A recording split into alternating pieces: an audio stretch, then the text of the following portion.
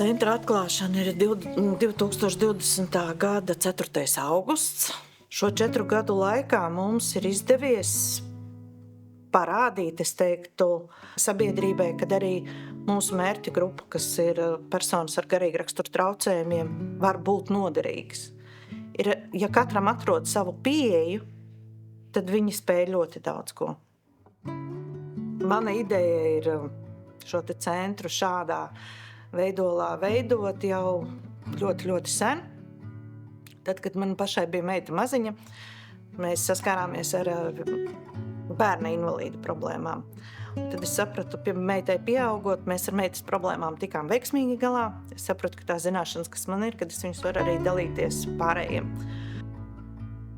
Meitene, kura pie mums uz centru atbrauca dzīvot, bija ļoti, ļoti švaka.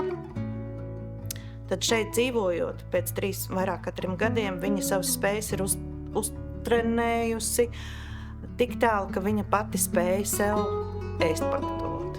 Mazās uzvaras ir tas, kas mums dod to stimulu, jo te ir tā mūsu darba jēga būt blakus, atbalstīt un palīdzēt. Visi darbiņi, ko mēs šeit darām, ir ar kaut kādu mērķi.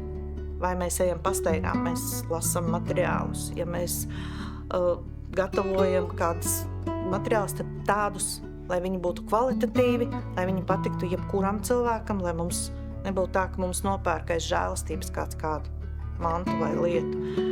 Sabiedrība zaudē šos te cilvēkus, kas varētu strādāt. Ja ir šāds centrs, kur var atvest šādu cilvēku, tad mamma vai tētis, kurš ir tas, kurš veic šo te aprūpi, varētu pilnvērtīgi strādāt. Un tā ir tā iekļaušanās sabiedrībā, socializēšanās, tas ir ļoti svarīgi. Jo nevar pastāvēt to, kad kāda no sabiedrības daļas ir izolēta, kā tas ir bijis līdz šim.